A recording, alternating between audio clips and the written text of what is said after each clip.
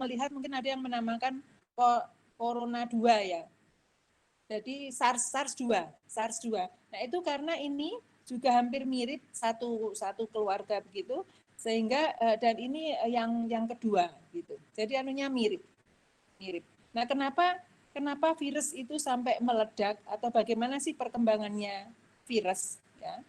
Perkembangan virus, nah kalau kalian nanti akan membaca-baca ini utamanya yang dari non kedokteran ya. Jadi kenapa bisa tumbuh sampai kemudian bisa mengenai manusia dan kemudian dari manusia bisa menyebar kembali ke manusia, menyebarkan kembali ke manusia, menyebarkan lagi ke manusia gitu. Nah, jadi virus ini sebetulnya dia hidup di kelelawar ya, di kelelawar. Di sana di kelelawar itu sebagai hostnya, sebagai rumahnya. Di kelelawar dia hidup tenang, kelelawar juga tidak sakit, begitu. Nah, satu ketika virus ini meloncat pada yang disebut sebagai host transmisi, jadi transmitted sebagai tempat lewatnya. Tempat lewatnya itu adalah ular. Nah, kalau MERS itu transmisinya, host transmisinya, transitnya itu onta gitu. Nah, kalau COVID ini, Corona 2 ini transitnya ada di ular. Jadi dari kelelawar kemudian dia di ular. Nah, di ular dia virus ini tidak di ular ini dia tidak kerasan gitu, tidak kerasan. Maka kemudian dia akan transmisi ke manusia. Nah, di manusia inilah maka menyebabkan gejala-gejala. Pada awalnya dia menyebar ke manusia melalui droplet ya, melalui droplet. Jadi begini, jadi ke manusia. Nah, ternyata kemudian dari manusia nanti akan menyebar kembali ke manusia-manusia yang lain, gitu. Sehingga menyebar sangat-sangat luas. Kita tahu bahwa perjalanan mobilisasi manusia sedemikian luas, sedemikian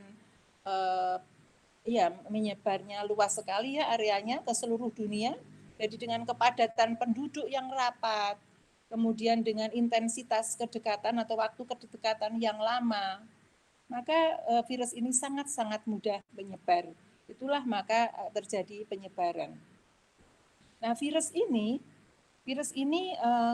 menyerang ternyata setelah sampai menjadi pandemi dan banyak penelitian itu ternyata virus ini tidak saja dia melekat pada saluran pernafasan, tetapi juga bisa mengenai jantung, kemudian pencernaan usus, kemudian sampai ke tempat yang lain, jadi di pencernaan, kemudian di jantung, ke saluran nafas gitu. Dia sampai ke sana sehingga menimbulkan gejala-gejala yang berkaitan dengan tempatnya. Jadi kalau mengenai paru-paru maka akan gejalanya adalah berupa gangguan pernafasan. Kalau mengenai pencernaan maka dia akan mengganggu pencernaannya, misalnya terjadi diare seperti itu. Nah, kalau mengganggu atau melekat pada jantung, maka dia akan mengganggu pada jantungnya seperti itu. Nah, virus ini uniknya virus ini saat ini belum ada obatnya. Jadi mungkin saya sedikit menerangkan masa sih tidak ada obatnya, yang dimaksud bagaimana gitu. Jadi begini adik-adik, virus itu bisa hidup kalau di inang. Inangnya ini berupa sel hidup gitu ya. Jadi berada di sel inang, dia akan hidup.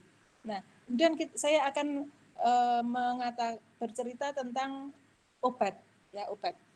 Kalau infeksi bakteri, misalnya bakteri Staphylococcus, kemudian bakteri. Jadi mungkin dari adik-adik lain non kedokteran mungkin tahu, mungkin sedikit saya sampaikan ya, bakteri dengan virus itu beda. Kalau bakteri itu dia itu bakteri itu hidup ya. Bakteri itu hidup, kemudian dia mempunyai struktur yang ada intinya, kemudian ada dindingnya, begitu ya, seperti itu. Nah, kalau virus ini dikatakan dia itu hidup apa tidak ya, tetapi virus ini bisa aktif kalau berada di dalam sel yang hidup, begitu. Dia akan bereplikasi itu akan beranak pinak di sana, akan berkembang gitu. Nah, sekarang hubungannya dengan obat apa? Kalau obat-obatan antibakteri, antibiotika antibakteri, itu dia bisa membunuh sel bakteri tersebut. Jadi dan membunuhnya bisa melalui menembus dindingnya atau pada intinya, begitu. Nah, kalau virus ini tidak bisa dibunuh virusnya, tetapi bagaimana virus itu disingkirkan dengan berlomba-lomba sel-sel kekebalan dalam tubuh kita untuk mengisi tempat yang akan ditempati oleh virus gitu. Jadi bisa dibayangkan ya. Jadi kalau misalnya ada salah satu sel itu dia akan dimasukin oleh virus gitu. Nah, tetapi virus ini tidak bisa masuk karena sel lain dari tubuh kita, yaitu sel-sel kekebalan, itu masuk ke sel itu sehingga virus terdesak sehingga tidak bisa hidup gitu ya. Jadi dikatakan tidak membunuh virus, tetapi virus tidak diberi kesempatan untuk hidup karena tempatnya ditempati oleh sel tubuh yang lain. Nah, sel tubuh inilah yang disebut sebagai sel-sel kekebalan, sehingga kalau kalian mendengar bahwa kalau kita terinfeksi virus, khususnya corona, yang dibutuhkan adalah daya tahan tubuh kita. Kalau daya tahan tubuh kita, sel-sel limfosit, sel-sel kekebalan tubuh kita itu banyak jumlahnya, maka dia akan memperkecil kemungkinan virus untuk masuk di situ. Sehingga virusnya tersingkir, nanti lama-lama dia akan hilang sendiri, begitu ya. Sehingga dikatakan virus ini tidak ada obatnya. Namun sesungguhnya ya ada cara untuk mengeliminasi, yaitu dengan memperbaiki, meningkatkan daya tubuh kita sendiri. Oleh karenanya nanti di salah satu di kegiatan kalian adalah memberikan makanan yang sehat, memberi telur, itu adalah salah satu bentuk untuk meningkatkan daya tahan tubuh kita. Termasuk yang bisa meningkatkan daya tahan tubuh kita itu apa? Yaitu kondisi stres. Stres misalnya kita terlalu susah, sedih, sepaneng memikirkan, wah ini virus nggak bisa kerja, nggak bisa ini, jenuh gitu ya. Daya tahan tubuh kita rendah. Daya tahan tubuh kita rendah, maka virus-virus akan dengan leluasa akan berkembang biak di sana sehingga menyebabkan mereka semakin berkibar dan akan timbul sakit gitu. Nah itu nanti salah satu kenapa kita harus berkegiatan dengan mengupayakan agar masyarakat bisa meningkatkan daya tahan tubuh kita. Nah kemudian daya tahan tubuh itu sendiri selain tadi dari makanan, stres, itu juga harus ditopang dengan kebersihan badan. Nah itu tentang apa tadi ya, tentang obat ya. Jadi tadi ditularkan melalui awalnya dari kelelawar ke ular dengan manusia, setelah dari manusia dengan manusia lainnya. Nah, kenapa bisa menyebar ke manusia? Virus ini berada atau dia ikut di dalam cairan dahak ya, dahak atau lendir-lendir yang ada di saluran pernafasan. Nah, kalau berbicara percikan-percikan dahak, percikan ludah, itu akan menyebabkan virus itu keluar sehingga nanti bisa menularkan ke orang lain. Nah, oleh karenanya nanti kalian harus perlu tahu juga kenapa kita harus memakai masker. Masker itu untuk apa? Kenapa orang sehat itu harus juga memakai masker? Nah, itulah maka kita perlu memakai masker. Itu ya. Nah, kemudian yang lain, gejala-gejalanya apa? Nah, pada saat seseorang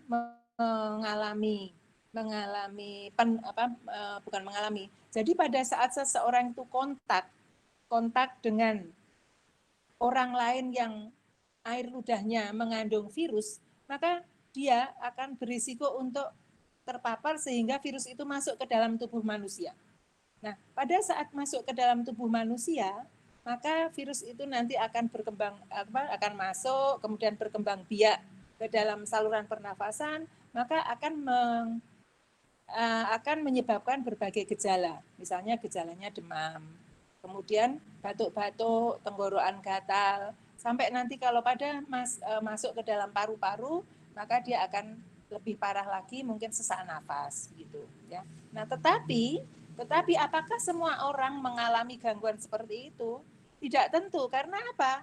Kalian harus ingat bahwa tadi kalau daya tahan tubuhnya kuat, maka virus ini tidak punya kesempatan untuk berkembang di tubuh kita. Makanya pada orang-orang yang kuat itu bisa saja dia tidak merasakan gejala, namun sebetulnya dia mempunyai virus di dalamnya gitu. Nah, inilah yang membuat semua orang menjadi berisiko. Oleh karenanya orang sehat pun perlu perlu melindungi dirinya dengan menutup supaya dia tidak menularkan ke orang lain, gitu ya. Jadi pemakaian masker itu tidak saja pada orang yang sakit, tetapi pada orang yang sehat. Bahkan sekarang saat ini pemerintah mengharuskan semua orang yang keluar itu harus memakai masker, gitu.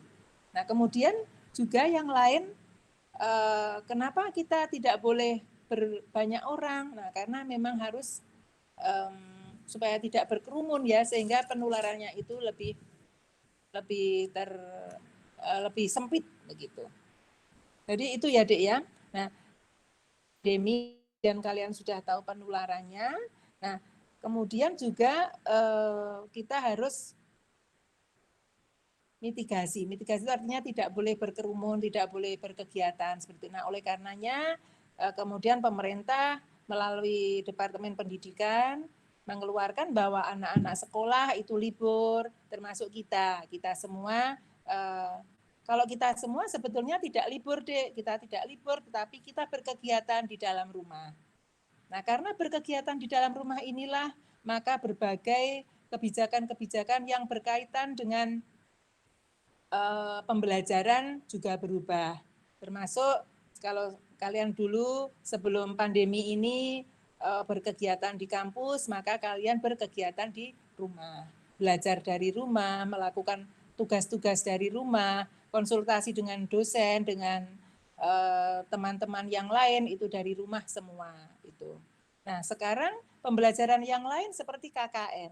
KKN yang Anda akan laksanakan di bulan Juli Agustus, yang kalian mungkin sudah sebagian besar sudah mendaftar, itu juga akan terjadi perubahan. Karena apa? Karena kalian pada bulan besok itu Juli Agustus kemungkinan besar tidak akan ikut, tidak akan bisa melakukan kegiatan KKN secara reguler. Nah, sehingga kemudian universitas membuat suatu kebijakan KKN nanti akan dilakukan oleh para mahasiswa di daerahnya masing-masing dengan tema yang sekarang lagi dibutuhkan oleh masyarakat, yaitu tema tentang COVID gitu. Ya, itu tentang KKN COVID. Sehingga inilah yang menjadi dasar kenapa para mahasiswa yang seharusnya ber-KKN di daerah kemudian diubah menjadi KKN ke daerahnya sendiri-sendiri dengan tema COVID. Itu. Ya.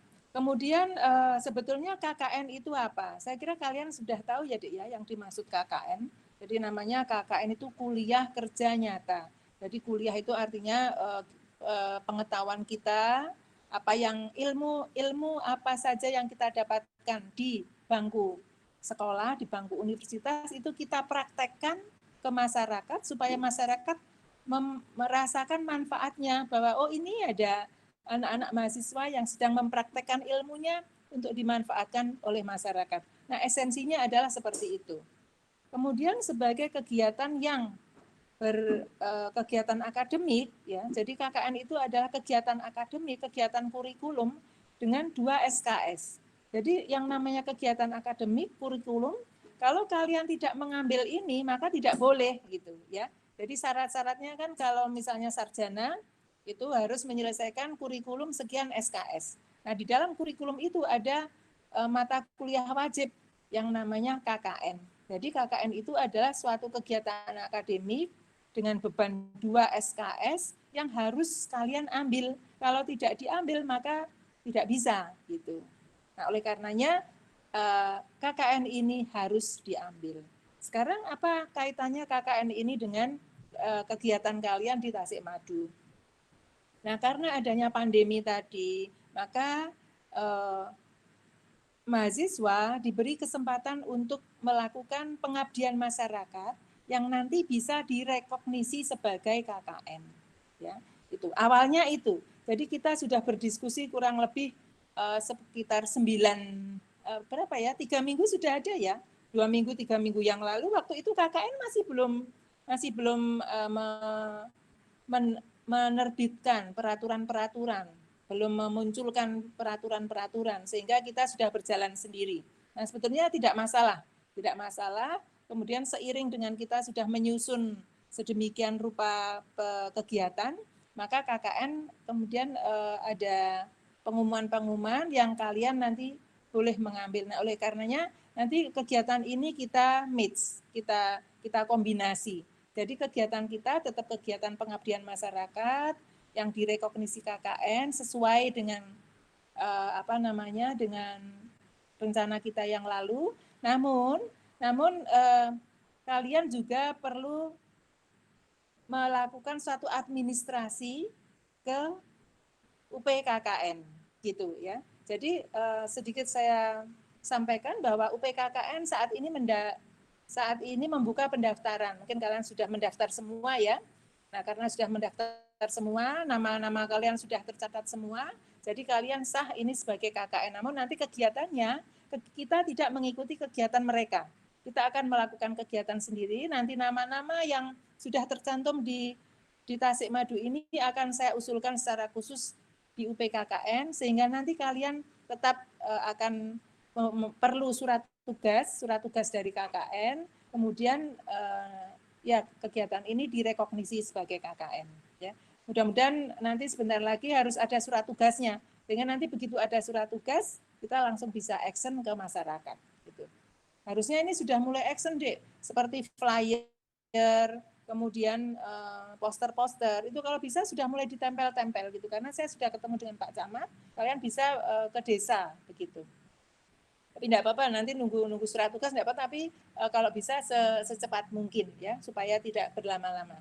Sedangkan kalau kalian menunggu dari UPKKN itu nanti tanggal 30 itu baru selesai pendaftaran. Kalau tidak mundur lagi. Kenapa? Karena pesertanya mungkin belum banyak ya. Ini kan kemarin diperpanjang karena pesertanya belum banyak. Saya tidak tahu kenapa belum banyak, mungkin juga tidak mudeng gitu. Ini sebetulnya programnya bagaimana, mau ngapa itu mungkin mereka juga tidak terlalu paham sehingga pendaftarannya sangat terlambat begitu.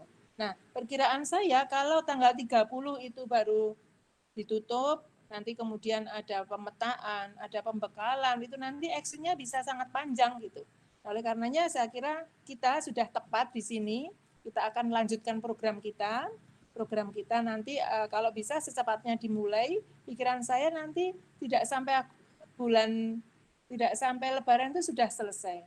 Dan ini momentum yang sangat bagus. Kenapa? Karena bersamaan dengan COVID ini, saat ini adalah bulan Ramadan, sehingga kegiatan-kegiatan kalian nanti boleh, saya rasa akan sangat bagus kalau ditambahkan atau diisi lagi yang berkaitan dengan Ramadan gitu. Jadi bagaimana COVID di bulan Ramadan ini di Tasikmadu ini, begitu ya Dek ya.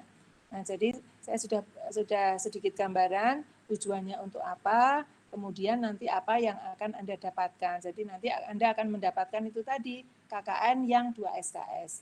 Namun ada beberapa syaratnya, ya, ada beberapa syaratnya. Syaratnya Anda harus mendaftar. Anda sudah ya, Anda sudah mendaftar, oke. Kemudian yang kedua, Anda harus mengajukan proposal. Anda sudah ya, Anda sudah, oke. Kemudian yang ketiga, nanti ada surat tugas. Surat tugas itu nanti kalian akan dapatkan dari UPKKN. Sebetulnya surat tugas kalau misalnya UPKKN belum buka, nanti Pak Wakil Rektor Bidang Kemahasiswaan sebetulnya siap memberikan surat tugas, namun karena ini UPKKN sudah muncul, maka nanti surat tugas akan dari UPKKN gitu. Nah, kemudian yang keempat adalah kalian berkegiatan. Nah, kalau tadi saya katakan KKN ini wajib, harus, dan dia harus memenuhi kaidah beban 2 SKS. Maka kalau 2 SKS ini kita kita apa Dek, kita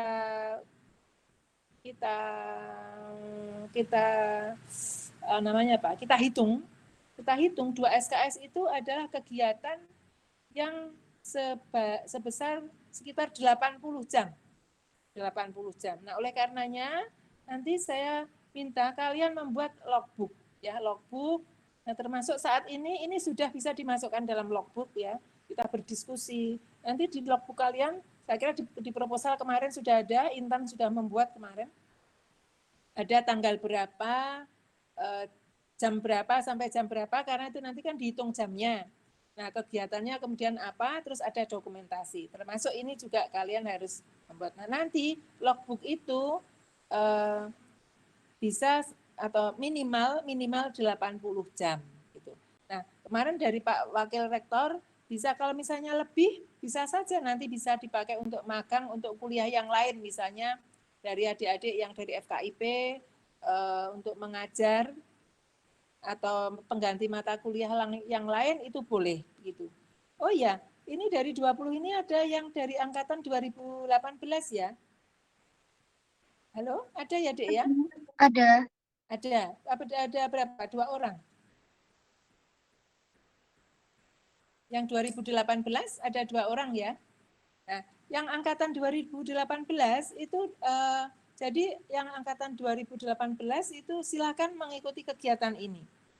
Kalau kalian mengikuti kegiatan ini full, kemudian bisa didokumentasi dengan baik, maka kalian sudah mempunyai tabungan berupa KKN. Jadi nanti pada saat Anda mendaftar di KRS itu diisi KKN, maka Anda boleh mengambil ini sebagai KKN, sehingga Anda tidak wajib mengikuti KKN lagi. Tetapi kemudian hasil ini Anda berikan ke KKN sebagai bukti bahwa kalian bisa atau sudah melakukan KKN. Tapi yang kedua bisa juga kalau ternyata kegiatan ini lebih dari 80 jam, misalnya sampai berapa ya, sampai 100 atau lebih, dan itu SKS-nya bisa lebih, maka bisa direkognisi sebagai kegiatan yang lain, misalnya magang dari satu kuliah tertentu, seperti itu. Itu terserah. Nah, kalau kalian mau, ini untuk KKN dulu enggak apa-apa, tapi kalau mau untuk magang nanti bisa dibicarakan, tapi untuk khusus yang berdua itu boleh, kalau besok tetap ikut KKN, KKN-nya ikut, ini sebagai magang itu juga boleh, gitu ya. Itu yang untuk angkatan 2018 ya, Dek ya. Jadi ini bisa sebagai tabungan KKN, atau kalau dihitung sebagai mata kuliah yang lain, itu juga boleh, dan besok tahun depan Anda mengambil KKN yang memang jatahnya Anda itu juga boleh. Nah, monggo silahkan, bisa kalian pilih sendiri, gitu. Paham ya yang 2018? 2018 siapa? Saya tak lihat siapa yang 2018. Halo? Belum bergabung? 2018? 2018 siapa ini, Dek? Oke, belum anu ya. Halo, suara saya masih terdengar jelas? Masih, Bu. Masih ya? Oke. Oh, ini yang 2018 siapa? Tobarani? Tobaroni. Roni ya. Roni 2018. Satunya siapa? Ya oke lah, nanti silahkan nanti bisa didiskusikan lebih lanjut ya, kalau tetap apa namanya, Roni dan Natasha. Ya, nanti kalau misalkan tetap dihitung sebagai KKN boleh, tapi kalau mau direkognisi yang lain juga tidak apa-apa. Gitu. Oke, jadi kita sudah punya 2 ya, Dek ya, tadi kenapa kita ber-KKN, terus kemudian apa nanti yang akan Anda dapatkan gitu. Nah, sekarang yang ketiga adalah kegiatan kita apa. Nah, sama dengan KKN-KKN yang lain, kegiatan itu menjawab apa yang dibutuhkan oleh masyarakat. Nah, saat ini memang sedang pandemi tadi. Nah, karena pandemi kita perlu menjawab persoalan-persoalan di masyarakat berkaitan dengan pandemi. Dan beberapa waktu yang lalu pada saat saya bertemu dengan Pak Camat, justru Pak Camat itu prihatin. Kenapa? Karena para masyarakat di daerah Tasikmadu ini ternyata banyak yang cuek.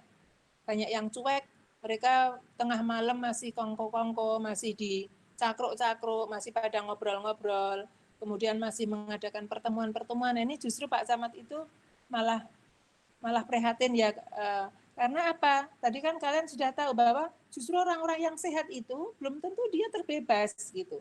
Justru mereka malah karena tidak merasakan apa-apa malah bisa membahayakan kalau ternyata dia sebagai pembawa gitu. Jadi orang yang sehat tidak merasakan gejala apapun, tetapi dia mengandung virus di dalam tubuhnya dan dia bisa menularkan virus ke orang lain, ini disebut sebagai karier ya. Jadi orang-orang karier ini sangat berbahaya begitu. Nah, kadang-kadang dia tidak merasa kalau dia itu karier. Makanya kan kita dihimbau untuk tinggal di rumah, kemudian jangan mengunjungi orang yang lemah. Yang lemah itu misalnya orang tua, orang yang punya penyakit gitu ya. Kenapa? Ya itu tadi, Dek. Karena orang-orang yang lemah itu daya tahan tubuhnya rendah. Sehingga dengan daya tahan tubuh yang rendah, maka virus akan lebih mudah dan lebih berkembang biak dengan mudah di sana, sehingga gejalanya bisa menjadi lebih hebat gitu ya. Kalian sudah tahu ya. Nah, itulah maka perlu untuk stay di rumah, kemudian tidak berkerumun seperti itu. Sehingga kegiatan kita hari ini, kegiatan kita di saat ini adalah akan menjawab hal tersebut dengan cara satu dengan daring ya. Kalau daring nanti kalian membuat konten-konten, membuat poster, dan kemudian yang lain juga kalian terjun ke masyarakat. Namun terjunnya ke masyarakat harus berprinsip pada mitigasi tadi ya. Jadi kan tadi pandemi itu adanya wabah yang meluas.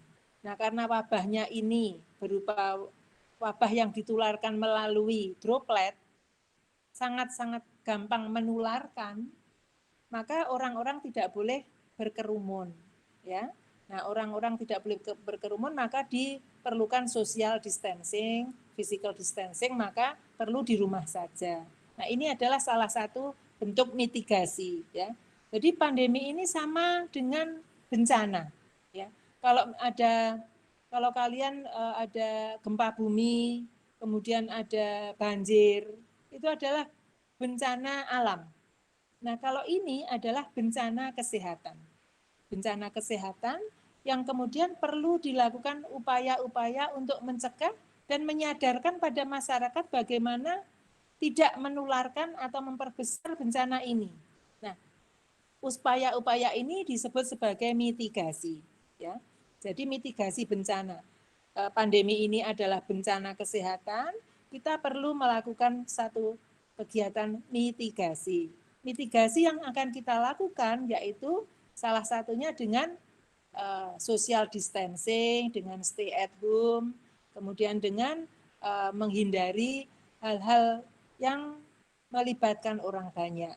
Nah, oleh karenanya nanti kalian dalam berkegiatan juga harus berprinsip pada mitigasi yaitu dengan social distancing itu ya. Jadi kegiatannya nanti kalian bersama-sama membentuk suatu rencana kegiatan. Setelah rencana kegiatan itu jadi, maka kalian masing-masing terjun ke desanya sendiri-sendiri. Di desa sendiri-sendiri ya, misalnya Intan di Gaom. Intan nanti di Gaom sana. Kalau bisa Intan bergabung dengan Satgas di sana. Nanti diberikan penyuluhan, diberikan apa. Kalau penyuluhannya tidak bisa orang banyak, nanti ada 1-2 saja atau maksimal bisa 10 orang tetapi dengan cara mitigasi. Bentar, batu saya habis, tak cas dulu.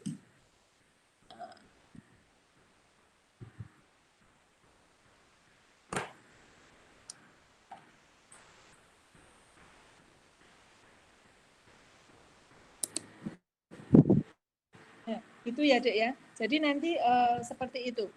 Yang ada di Gaum nanti silakan berkegiatan di Gaum. Kalau perencanaannya sudah jadi semua. Kemudian yang ada di Pokoh Yang ada di pokok, nanti kalian juga berkegiatan di sana. Sudah izin Pak RT, Pak RW-nya toh? Sudah ya?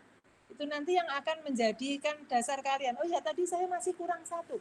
Kalau sudah ada proposal, sudah ada surat tugas, sudah ada kegiatan.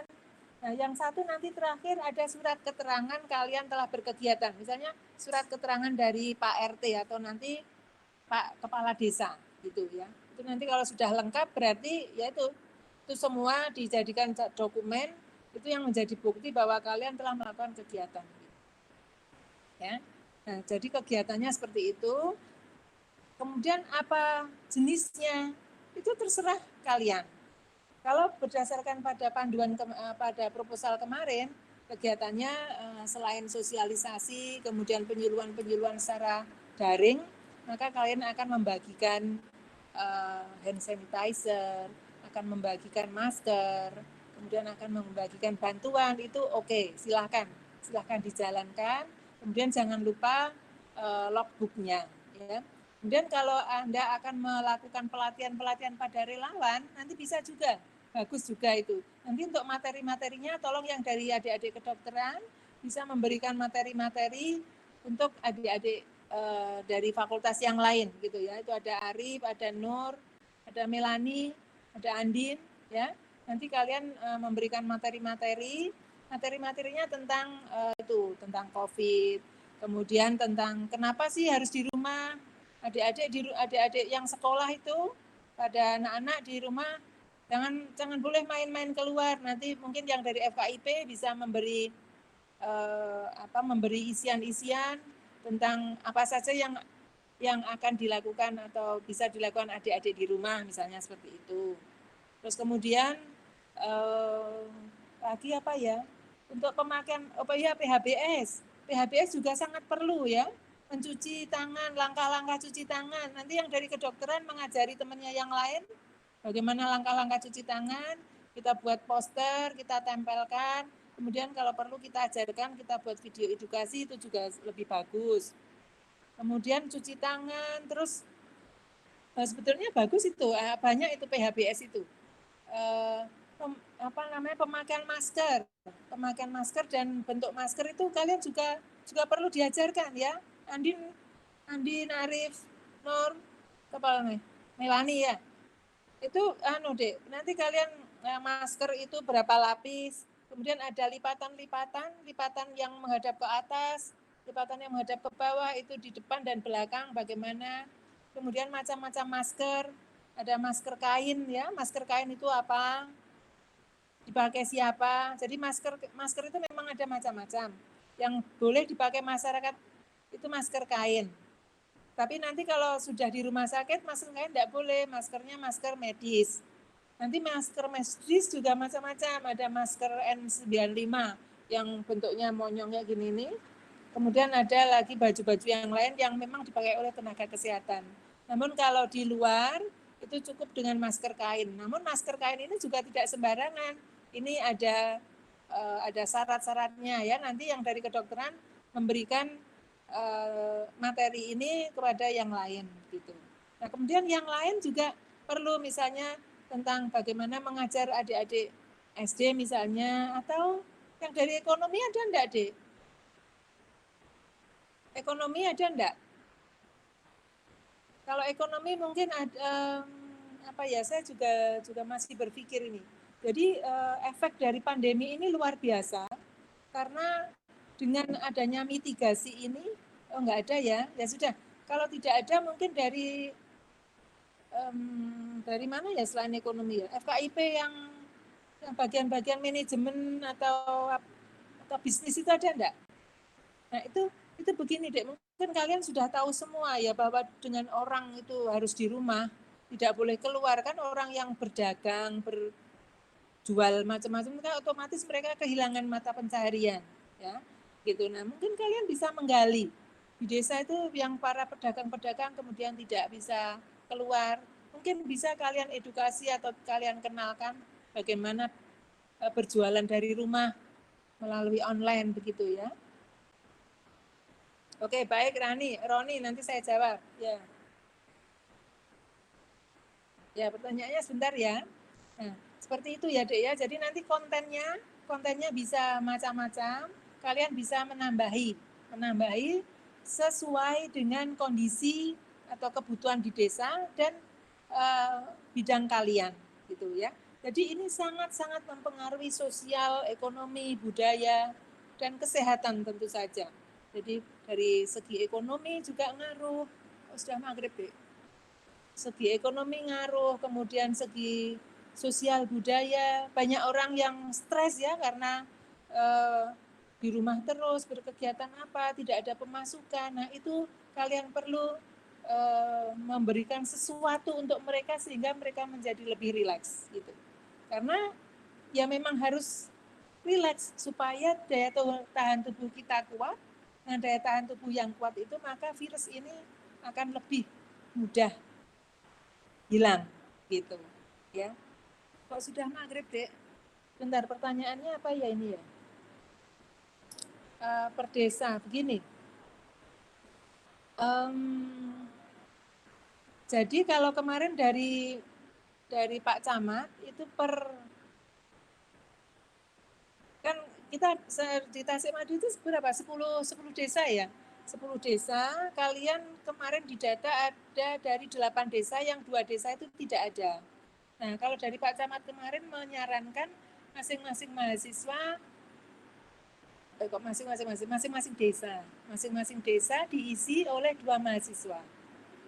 2 mahasiswa, terus yang belum bagus itu daerah Kalijira sama mana ya, kemarin saya cerita ke Intan, itu ada 2 yang kurang. Daum apa ya? Daum yang kurang satgasnya kurang aktif gitu. Ya. Dan ngendikannya Pak Camat, di setiap desa itu sudah punya satgas desa. Nah, oleh karenanya kita di sini nanti bisa langsung bergabung ke desanya, ke satgasnya, gitu. Terus apakah 2 orang? Nah kemarin kalau dari Pak Camat itu 2 orang, 2 orang, gitu. Nah, monggo nanti kalian berbagi sesuai dengan. Bentar ya, Dek, sudah buka, Dek. Nah.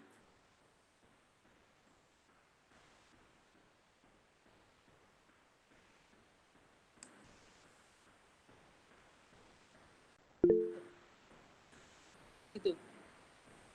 Ya, jadi nanti setiap desa diisi oleh 2 orang. Gitu ya, Dek ya. Terus ingat kalian harus punya dokumentasi sendiri-sendiri juga. Karena nanti dari KKN akan meminta laporan itu masing-masing sendiri. Kan ini namanya KKN individu ya. Jadi saya katakan kegiatan kita ini mix, campuran, kombinasi antara pengabdian masyarakat dengan KKN. Makanya kita namakan pengabdian masyarakat yang nanti direkognisi oleh KKN gitu. Ya. Mungkin itu deh yang bisa saya sampaikan. Berarti nanti yang akan kita detilkan adalah tentang kegiatan-kegiatannya.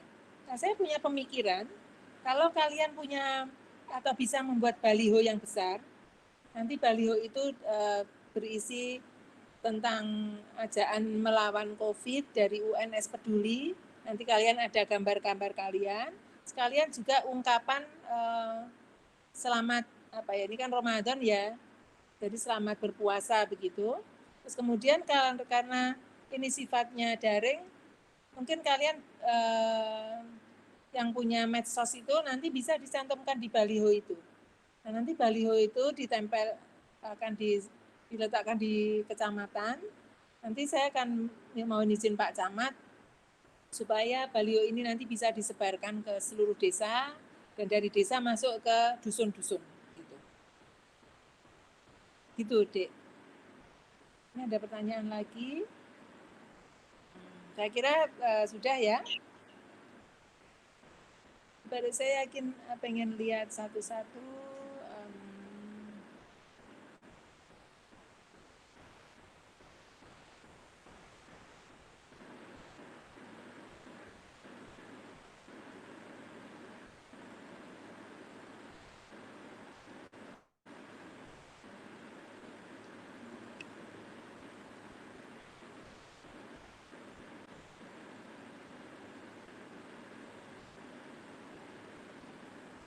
Oke.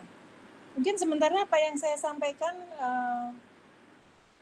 ini dulu, kita buka diskusi atau kita sholat dulu ya, Dek ya?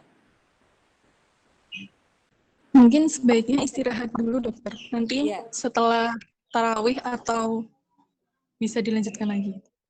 Ya, monggo. Saya ngikut hari ini, saya free. Tadi saya sudah, saya tuh juga ada webinar, setiap hari ada webinar. Jadi kadang-kadang waktunya ya, tapi hari ini tadi saya sore tadi sudah, siang tadi sudah, jadi insya Allah hari ini free, silakan kalau kalian akan meneruskan diskusi, kita diskusi malam ini ya, nanti setelah terawih begitu? Iya, Dokter. Ya, tolong nanti ada disiapkan pertanyaan-pertanyaan, hal-hal yang nanti berkaitan untuk teknis kegiatan kita. Gitu, termasuk nanti apabila ada yang kurang jelas dari apa yang saya jelaskan, yang saya sampaikan tadi. Gitu ya. Oke. Sementara kita break dulu ya. Kita break dulu, kalian berbuka, selamat berbuka puasa dulu, kita sholat-sholat, istirahat sebentar. Nanti kita mulai lagi jam berapa nanti kira-kira, Dek? Jam kalau 8:30 gitu gimana? 8:30. Ya, insya Allah nanti bisa ya. Oh iya.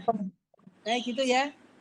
Terima kasih atas perhatiannya. Waktu saya kembalikan ke moderator. Moderatornya tadi siapa? Lutfia? Saya. Oh iya. Siapa Melani? Oke. Oke, monggo silakan Melani. Baik, untuk sesi yang ini kita sudahi dulu ya, karena sudah adzan juga. Nanti insya Allah kita mulai lagi setelah sholat tarawih. Nanti bisa didiskusikan lebih lanjut di grup WA saja, begitu. Baik, untuk menutup pertemuan kita pada sore hari ini, ya mari kita berdoa, karena tadi dibuka dengan doa, berdoa dipersilahkan.